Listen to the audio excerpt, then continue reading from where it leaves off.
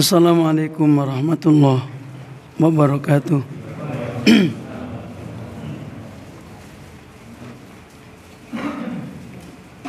Alhamdulillahirabbil alamin.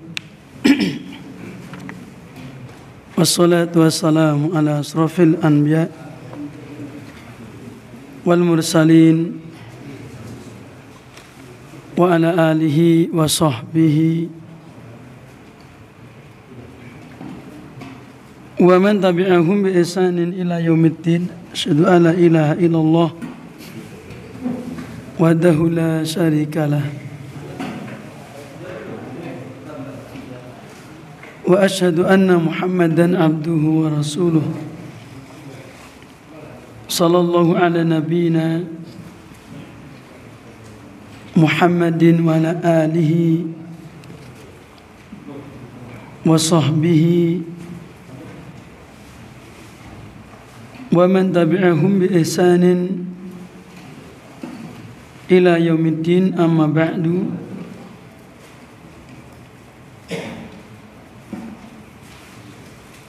Kepada para jamaah, para hadirin dumateng jamaah pengaosan ingkang tansah dipun rahmati dening Allah Subhanahu wa ta'ala. Alhamdulillah, pada kesempatan malam hari ini kita dipertemukan Allah kembali di tempat yang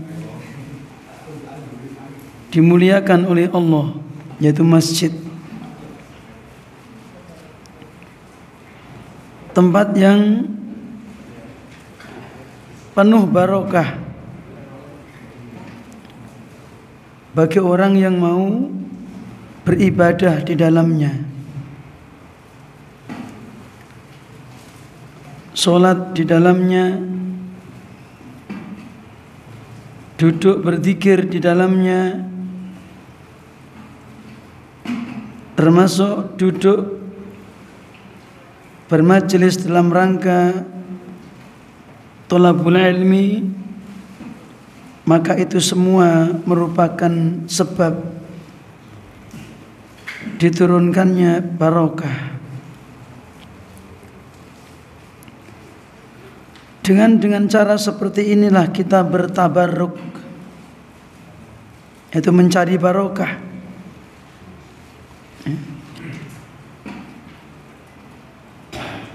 Mencari barokah dari tempat-tempat yang memang Allah turunkan barokah. Bukan mengusap-usap dindingnya masjid, bukan menciumi tiangnya masjid, tidak, tetapi mencari berkah dari satu tempat yang memang diberkahi oleh Allah, yaitu kita melaksanakan ibadah di tempat tersebut. Seperti kita ke Masjidil Haram melaksanakan tawaf sekeliling Ka'bah, maka cara mencari barokahnya adalah dengan tawaf. Karena dalam rangka yaitu beribadah kepada Allah. Wal yatawafu bil baitil atiq. Dalam mereka mengelilingi rumah tua tersebut, itu Ka'bah. Bukan menciumi Ka'bah, bukan mengusap-usap dinding Ka'bah, atau mengusap-usap pakaian yang mengkerudungi Ka'bah, namanya kiswah. Enggak seperti itu, ya. Enggak seperti yang sering kita lihat terkadang orang-orang, mereka terkadang rebutan memegang bajunya Ka'bah, namanya kiswah. rebutan dengan mencium dindingnya Ka'bah, atau bahkan rebutan dengan mencium Hajar Aswad, itu pun harus kita luruskan niat kita, bahwa kita mencium Hajar Aswad itu semata-mata dalam rangka menjalankan atau mencontoh Rasulullah Sallallahu Alaihi Wasallam. Itu cara mencari barokah, bukan mencium dengan keyakinan batu itu bisa memberikan barokah, bukan. Maka Hajar Aswad tidak bisa memberikan barokah, Ka'bah tidak bisa memberikan barokah. Yang memiliki barokah dan bisa memberi adalah Allah Subhanahu wa ta'ala.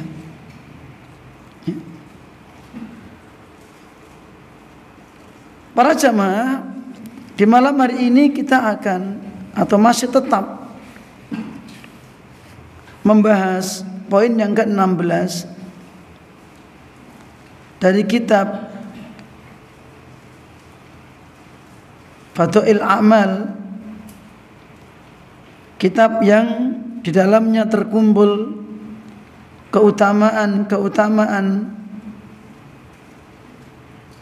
dalam orang beramal soleh dalam rangka mencari pahala,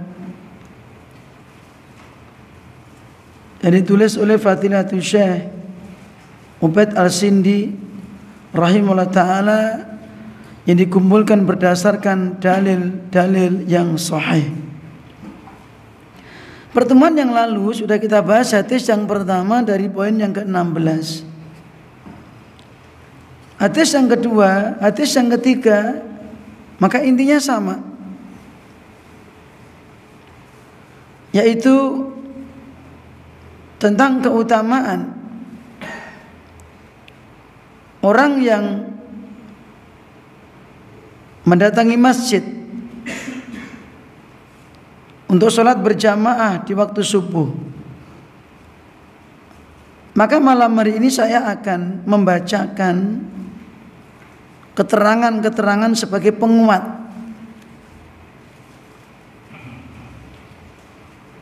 sebelum kita melaksanakan praktek tersebut. Dan tujuannya adalah agar menjadi pendorong bagi kita agar kita berusaha untuk melaksanakan, karena saking besarnya pahala tersebut. Maka pembahasan yang ke-16 saya akan membacakan keterangan sebagai penguat. Li sholatil fajri,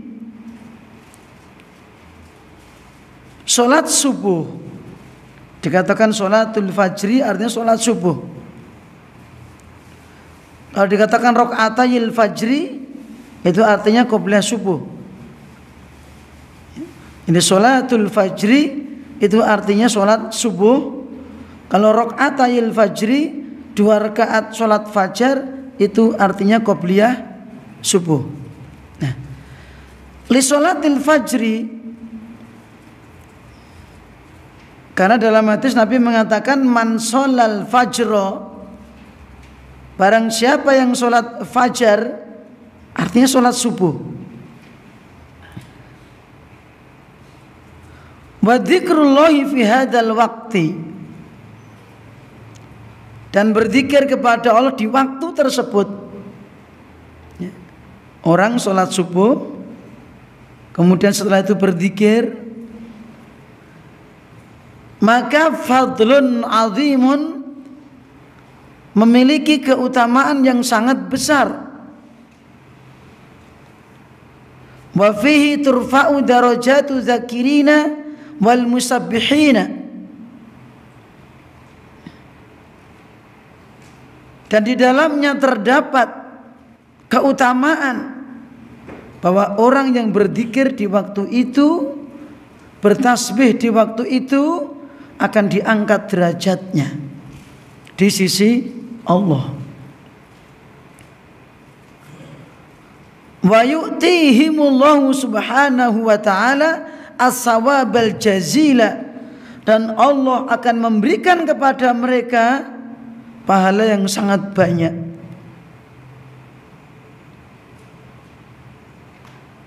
Kama fi hadzal hadis, sebagaimana yang dijelaskan dalam hadis tersebut, haitsu yaqulu nabiyyu sallallahu alaihi wasallam, ketika Nabi kita Muhammad sallallahu alaihi wasallam bersabda, man sholal fajra fi jama'atin. Ingat,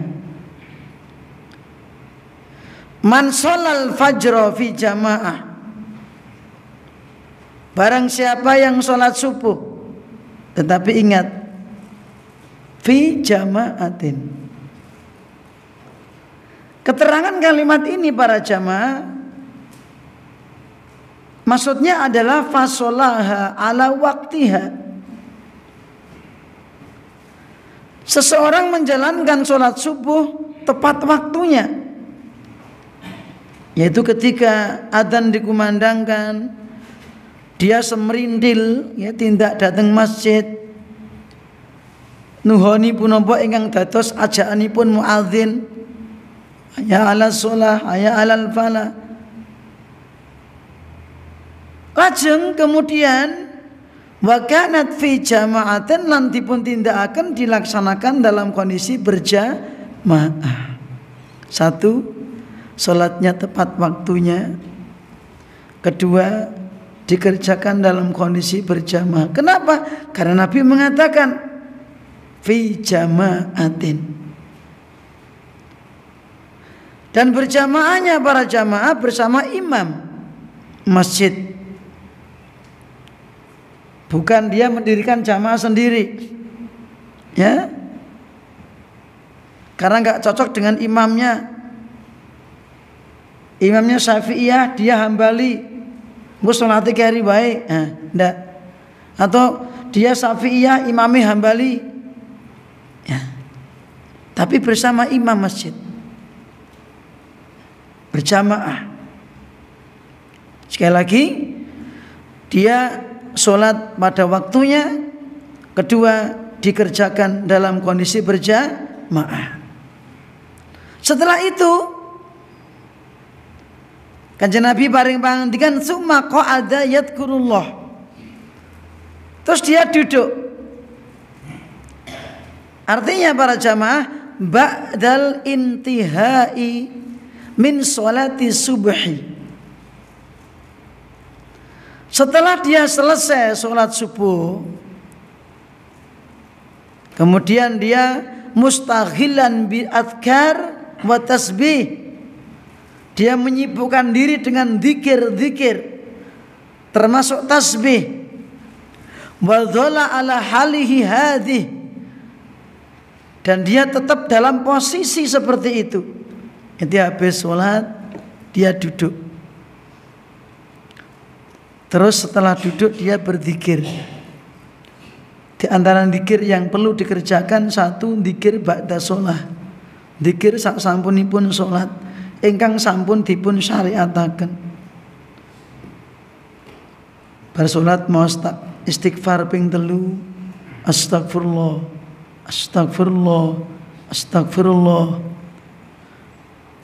la ilaha illallah wahdahu la syarikalah, lahul mulku wa lahul hamdu wa huwa ala kulli syai'in qadir. Allahumma antas salam wa minkas salam, tabarakta ya dzal jalali wal ikram. Dan seterusnya, baca 3 kul, al-ikhlas 3 kali, al-falaq 3 kali, an-nas 3 kali, ayat kursi sekali. Setelah selesai zikir habis sholat, jangan dikarang-karang sendiri. Dia zikir pagi mungkin, zikrus sobah, zikir yang Kanjeng Nabi tuntunkan kepada kita untuk dibaca di waktu pagi.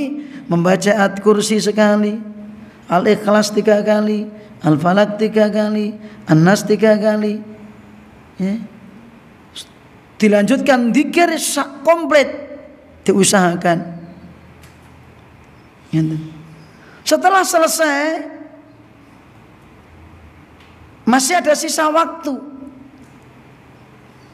Karena hadisnya adalah hatta tatlu asyamsu, sampai terbitnya matahari. Jenengan dzikir bibar salat ditambah dzikir pagi paling 20 menit. Ya. Sekitar itu atau setengah jam lah. Ya. Dengan dibaca dengan khusyuk, jangan tergesa-gesa. Terus dzikir niku diresapi, direnungkan, karena dalam dzikir termasuk ada kandungan doa. Contoh ketika panjenengan membaca 3 kul, ya, maka ada doa perlindungan. Bacanya betul-betul diresapi dengan khusyuk dan dipahami bahwa kita sedang memohon perlindungan kepada Allah, tidak hanya sekedar melaksanakan, mengucapkan dzikir tok. Gitu. Malah mboten perlu cepet-cepetan. Ya. Karena dzikir yang kita pahami dan kita tahu maksudnya, kita pahami maknanya, maka itulah sebab kita akan diberikan apa yang kita minta. Ya. Setelah itu masih sisa waktu. Silakan Anda berzikir bebas, sifatnya umum. Anda boleh membaca Al-Quran, Anda boleh berbanyak membaca tasbih, subhanallah, subhanallah. Anda bisa memperbanyak istighfar, astagfirullah, astagfirullah. Itu sifatnya umum, dzikir am. Kalau dzikir habis sholat tidak boleh dikarang-karang. Jumlahnya sudah ditentukan oleh Kanjeng Nabi Muhammad sallallahu alaihi wasallam. Kalau dzikir pagi juga sama, Nabi sudah menentukan apa yang dibaca, berapa jumlahnya. Tidak boleh ditambah-tambahi, tidak boleh dikurang-kurangi. Setelah itu bebas. Namanya dzikir yang sifatnya umum, istighfar, nggak perlu dihitung berapa jumlah, bebas. Tasbih kalau capek ganti takbir, kalau capek ganti tahlil, tahmid. Capek lagi ambil mushaf Al-Quran dibaca. Itu dzikir yang tidak dibatasi oleh Kanjeng Nabi Muhammad sallallahu alaihi wasallam. Ya.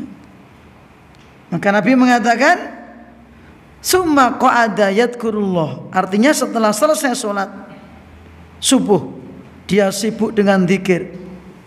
Ya, termasuk dzikir adalah dzikir badan. Apa itu, Pak, Bu? Taklim. Ya. Karena majelis taklim itu dikatakan khilaqu dzikri, halaqah dzikir.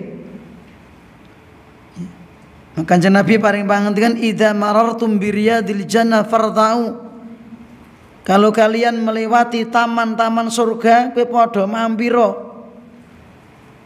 Kowe nek nglewati taman-taman surga, mampira. Kowe nek nglewati raudhah, mampira. Di raudhah niku enten kalih, Pak. Tentunya niku setunggal raudhah ingkang wonten papan ing antawisipun mimbaripun Kanjeng Nabi Muhammad sallallahu alaihi wasallam kalawan griyanipun Kanjeng Nabi Muhammad sallallahu alaihi wasallam, mabaina baiti wa minbari raudhah min riyadil jannah.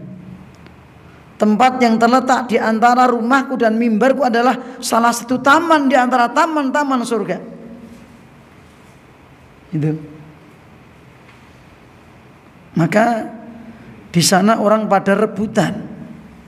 Sekarang pakai tasrih, harus daftar. Ya. Ternyata di tempat kita banyak raudhah yang bahkan keutamanya lebih banyak. Tetapi orang-orang tidak pada semerindil. Ketika kita datang ke majelis taklim itu, Bapak Ibu, itu keutamaannya sangat besar. Diberi ketenangan hati. Allah akan liputi rahmat. Allah akan utus para malaikat untuk mengerumuninya. Allah akan menyanjung-nyanjung di hadapan para malaikat, termasuk di antara kunci-kunci rizki. Itu ya. Apalagi dilaksanakan ketika habis subuh. Anda kumpulkan niat satu, niat apa? Niat taklim. Kedua, dzikir sambil menunggu syuruk matahari terbit. Ya. Ini pahala yang berlipat-lipat. Tapi untuk taklim habis subuh jarang ya. Rata-rata taklimnya cuma kuliah 17 men 27 men ya. Terus bar niku sarapan ya tak? Ada beberapa tempat yang alhamdulillah saya ngisi habis subuh sampai suruk Pak, sampai terbit matahari. Terus ada jeda 10 menit sampai 15 menit baru sholat isyraq, baru sarapannya keri. Ngenten. Ada yang nggak pakai sarapan? Saya kalau hari Selasa pagi subuh di utaranya Mojosongo, sana ngisi imami subuh sama kajian Selasa sampai terbit matahari. Saya akad pagi ngisi subuh di Sragen. Taklim sampai terbit matahari, baru mereka setelah itu duduk sholat apa? Isyraq. Bar niku nembe sarapan. Itu yang sudah taklim yang sudah terlaksana beberapa tempat ya. Ada tempat lain yang habis subuh tapi nggak sampai suruk, karena kalau kadang kelamaan sudah mingsat ndelok jam. Kemudian ahad ngeselak guwes, selak Car Free Day, ini sing selak dodolan. Padahal ini Pak, pahalanya apa coba? Mari kita teruskan. Hatta tatlu asyamsu, sampai terbit matahari. Terbitnya matahari artinya apa? Hatta tusriqa wa tartafi'a wa yakhruja waqtun nahyi anis sholati. Sampai terbitnya matahari itu artinya matahari terbit sampai naik ya, sehingga sampai keluar waktu larangan sholat. Kapan tuh larangan sholat? Ketika pas terbit. Nah kalau pas terbit ampun sholat ya. Sampai terbit matahari, sampai naik. Summa sholat rakaataini, kemudian baru sholat 2 rakaat. Apa itu? Wahuma rakaatal isyraq, yaitu 2 rakaat yang disebut sholat isyraq atau suruq. Bagaimana prakteknya? Hatta tusriqa wahuma awalu sholati duha. Sholat isyraq ini termasuk sholat di awal waktu duha ya. Kapan awal waktu duha? Wa awalu waktiha yakunu ba'da syuruqi syamsi. Awal waktu duha yaitu setelah terbitnya matahari qadra ramhin, seukuran, kalau orang mengatakan sak tongkat, dhuwure sak tongkat, bar jedul setelah terbit naik seukuran 1 tongkat, 1 tombak, sak genter. Ngeten, Pak. Jadi enggak langsung terbit sholat, ditunggu terbitnya sampai sempurna, terus dibiarkan naik ya. Wa tuqaddaru bisulusi sa'atin ba'da suruki takriban. Itu dikira-kira sekitar 1/4 jam atau 10 menit.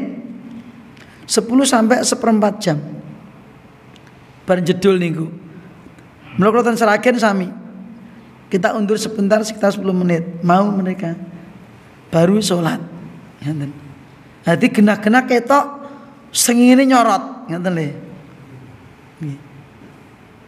Itu awal waktu duha sampai ila kubaili zuhri, sampai menjelang duhur. Niku salat duha. Jenengan salat duha sebelum matahari di tengah masih boleh. Jam 11 masih boleh duha. Bahkan salat duha yang paling utama itu ketika ya kalau Kanjeng Nabi paling pangandikan sholatul awabin hina tarmadul fisal. Salatnya orang yang kembali kepada Allah itu ketika anak unta sing diengon niku nek pun kesorot srengenge pun ibaratnya keselomot. Pun kepanasan. Ya. Artinya ya sekitar jam 9 sampai jam 10-an. Itu yang paling utama, kurang lebih. Ya. Nah, ini sholat isyraq. Prakteknya seperti itu. Apa tadi? 1. Berjamaah di masjid. Bersamai dilaksanakan sholat tepat waktu. Kedua, setelah itu tidak pulang dulu. Aku tak mulai balik masjid isyraq. Enggak. Harus sabar duduk di masjid. Sebagian ulama mengatakan kalau Anda pindah ke pojok sana boleh enggak? Boleh. Selama masih di dalam masjid. Ngeten. Maka kalau kita menjumpai seperti ini ya paling banyak ya di Masjidil Haram, Masjid Nabawi. Itu rata-rata bisa melaksanakan. Kemudian di pesantren itu para santri habis sholat subuh halaqah Qur'aniyah sampai terbit matahari. Selain mereka seperti saya atau orang umum itu saya lihat di pesantren sendiri loh ya. Ini kalau delok saged dihitung. Masyarakat yang sifatnya hidup di sekitar pesantren saja yang murni dengan tujuan ini itu bisa dihitung jari. Saya tidak termasuk. Jujur aja, saya nggak termasuk. Ya. Ada beberapa orang saya amati dia sampai terbit matahari baru pulang. Itu paling 2 atau 3 orang. Pancen ini berat. Karena beratnya itulah pahalanya juga Napa para jamaah? Kanat lahu ka ajri hajjatin wa umratin tammatin. Maka dia akan mendapatkan pahala sebanding dengan haji dan umroh sempurna. Bapak Ibu, haji reguler niku DP ini pinten? Lunasani pun pinten? Non? 50? Non? Sekarang berapa? 60-an lah ngaten nggih. Terus nunggunya berapa tahun? 30 toh. Ya toh? Orang untuk mendapatkan pahala haji dia harus mengorbankan uang segitu. Kalau seandainya dia itu hajinya haji plus berapa juta? Berapa ratus juta? Berapa tahun nunggunya? Langsung 1 tahun. Nunggu 1 tahun. Berapa ratus juta? 300. Ada orang yang menggunakan visa furoda sekitar 400-an juta, langsung berangkat 400 juta mendapatkan pahala haji. Umroh berapa juta Pak? Engkang promo 26,9 atau 27 juta atau 25 juta kurang lebih. Nek jenengan pengen bolang sekitar 20 jutaan. Tiket, tuku dewe, nanti juga beli visa sama nanti mendapatkan sifatus juga. Kemudian nanti sampai di tiketnya beli sendiri. Misalnya Solo Jeddah nanti naik taksi sendiri. Ya. Sana cari hotel sendiri. Ya. Maka kalau ditaksir itu sekitar 20 juta. Itu nek bolang. Nah, antar lewat travel sekitar itu 26 juta, 27 juta. Yang di atasnya ada 35 juta, 40 juta, 50 juta tergantung hotelnya dan fasilitasnya. Itu baru mendapatkan Anda nanti pahala umroh dengan ritual sedemikian rupa. Niat di mikot, pakai kain ihram, nanti harus tawaf, ya, kemudian sa'i Safa Marwah, terus gundul, ya toh, cukur. Ini kita disuruh sabar, datang ke masjid sholat jamaah, berzikir, menunggu sekitar 1 jam, 1 jam, tidak butuh biaya banyak. Terus setelah itu nanti terbit matahari sempurna, naik sedikit, Anda sholat 2 rakaat. Pahalanya sebanding dengan haji dan umroh, sempurna. Ya, Pak, jenengan saumpami sholat jamaah subuh, lur kowe aja mulih sih, arep enek pembagian. Pembagian apa?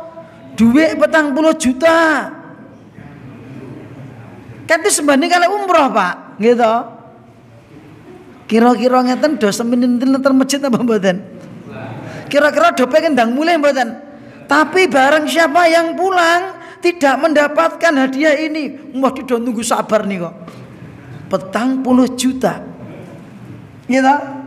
Pokoknya sing sapa wonge salat subuh berjamaah tepat waktunya, terus duduk nyelenuk dzikir sampai terbit matahari, terus salat 2 rakaat, nanti tak kasih uang 40 juta. Wah, gak enak sing mulih. Maka seolah-olah Bapak Ibu para jamaah, kita ini diberi iming-iming seperti itu. Kita mau umroh mengorbankan uang sekian juta, ini ada pahala yang sebanding dengan haji dan umroh. Ya, keutamaannya nek panjenengan dodolan batine niku nglumpuke 40 juta niku pinten wekdal, gitu. Ya. Maka ini sebagai motivasi para jamaah.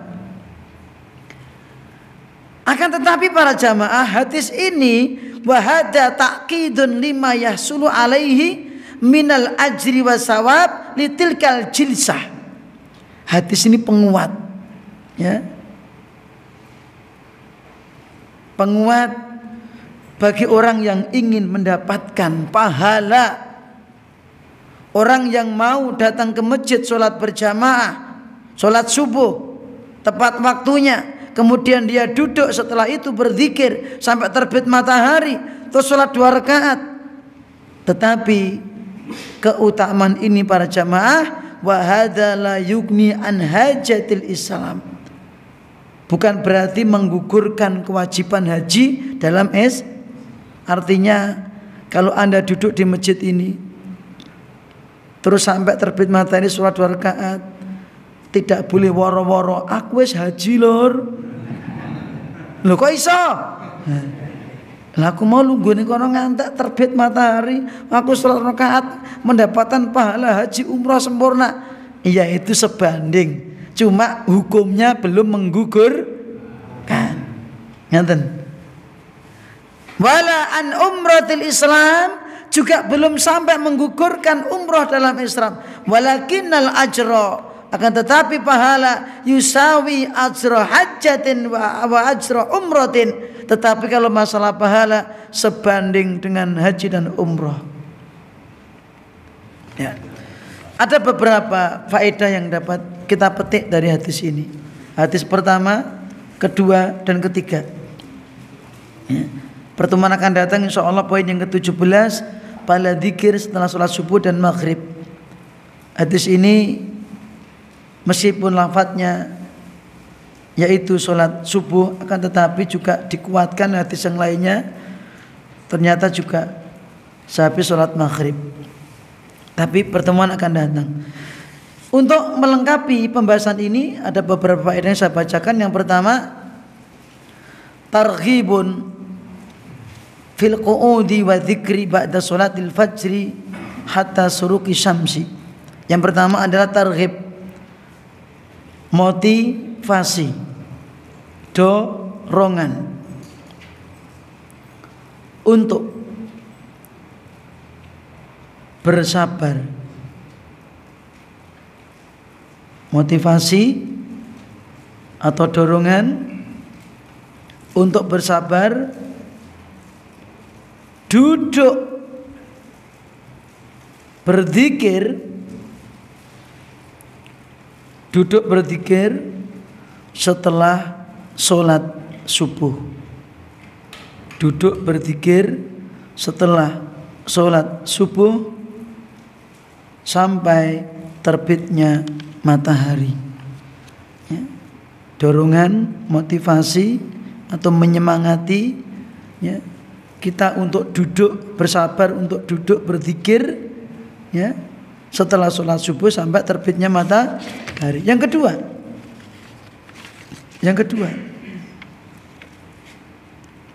dianjurkan memanfaatkan waktu pagi, dianjurkan untuk memanfaatkan waktu pagi untuk beribadah.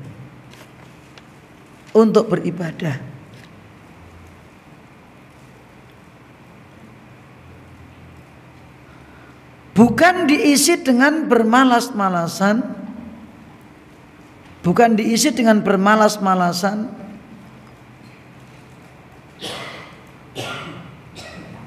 seperti tidur sehabis sholat subuh ya. Tidak diisi dengan bermalas-malasan seperti tidur setelah sholat subuh. Maka tidur setelah sholat subuh hukumnya makruh. Memang tidak ada larangan, tetapi makruh. Tapi kalau orang terpaksa boleh. Orang sakit, kecapean, atau kalau mau safar nanti, kalau nggak tidur sekarang, nanti nyupir ngantuk di jalan bahaya misal ya, maka boleh ya. Kalau misalnya mau tidur ya tunggu sehabis terbit matahari, tidur sesaat untuk menghilangkan rasa kantuk ya, baru aktivitas. Jadi diisi dengan ibadah. Karena kalau habis subuh diisi dengan tidur akan sia-sia. Yang ketiga, dianjurkan berdiam setelah subuh. Dianjurkan ya, tidak diwajibkan ya. Maka panjenengan habis subuh pergi juga enggak apa-apa. Cuma saumpami niku ganjane dikwetokke mesti do mandek kabeh enten kados kula wau. Saumpami bibar subuh enten woro-woro, pokoke angger mulai engko bar suruk kayak dik 40 yuta ya. Sebanding dengan biaya umroh tadi. Mula pertama masjidnya penuh, yang kedua enggak segera pulang ya toh. Pulangnya nanti setelah terbit matahari geruduk membawa uang 40 juta. Tapi itu ndak membawa pahala yang besar itu. Namun ndak kelihatan nanti metiknya. Karena motivasi ibadah itu dipetik ketika di akhirat. Jadi dianjurkan berdiam setelah subuh untuk berzikir hingga terbit matahari. Hingga terbit matahari sebagaimana dicontohkan oleh Rasulullah Sallallahu Alaihi Wasallam. Dianjurkan berdiam setelah sholat subuh untuk berzikir hingga terbit matahari sebagaimana yang dicontohkan oleh Rasulullah Sallallahu Alaihi Wasallam. Nah, berzikir suruk nembe dodol. Ya. Walaupun tidak dilarang habis subuh jualan tidak apa-apa. Cuma kalau seandainya bisa merangkap itu, masya Allah, Anda bisa mendulang pahala besar. Terus barangku patus rezeki dengan enjoy, maka insya Allah itu lebih bagus lagi tentunya ya. Kemudian yang keempat, faedah yang keempat,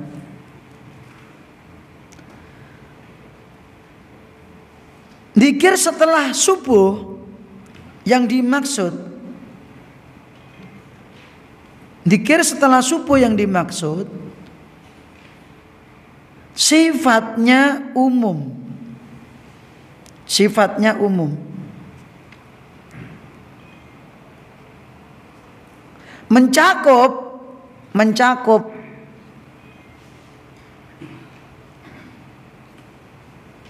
satu, zikir habis sholat.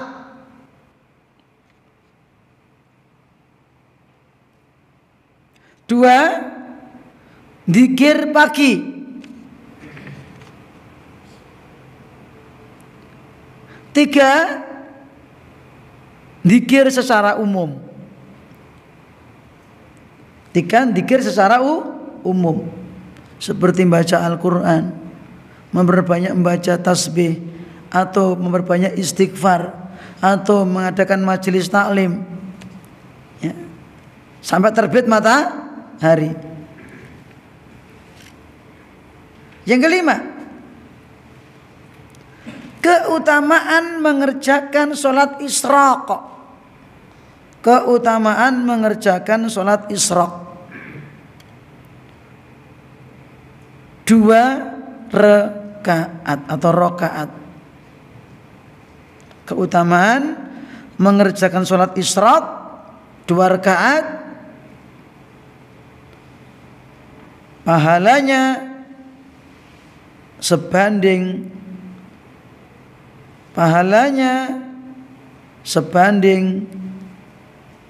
mendapatkan pahala haji dan umroh. Pahalanya sebanding dengan mendapatkan pahala haji dan umroh sempurna. Itu rangkaiannya. Ya tentunya itu melalui rangkaian tadi Pak ya. Sholat jamaah, sholat subuh dulu, berjamaah, sholat tepat waktunya, datang ke masjid, kemudian sholat bersama imam. Setelah selesai, ya, nenek masbuk piye Mas? Masbuk termasuk karena dari rumah sudah niat berjamaah. Tinggal menyempurnakan, setelah itu berzikir, nunggu sampai terbit matahari, sholat 2 rakaat seperti itu. Ya, demikian Bapak Ibu faedah-faedah yang dapat kita ambil dari hadis ini. Ya. Semoga menjadikan targhib, penyemangat buat kita semuanya. Semoga Allah Subhanahu wa taala memberikan taufiknya kepada kita untuk bisa melaksanakan apa-apa yang Allah perintahkan, baik yang wajib ataupun yang sunnah. Dan semoga Allah Subhanahu wa taala menjadikan kita termasuk di antara hamba-hamba Allah yang dicintainya, yang nantinya dimasukkan ke dalam surganya. Dan semoga titik akhir hayat kita ditutup dalam kondisi husnul khatimah. Amin ya rabbal alamin. Wa akhiru da'wana alhamdulillahi rabbil alamin. Wa sallallahu ala nabiyyina Muhammadin wa ala alihi wa sahbihi ajmain. Subhanakallahumma wa bihamdika asyhadu an la ilaha illa anta astaghfiruka wa atubu ilaik. Assalamualaikum warahmatullahi wabarakatuh.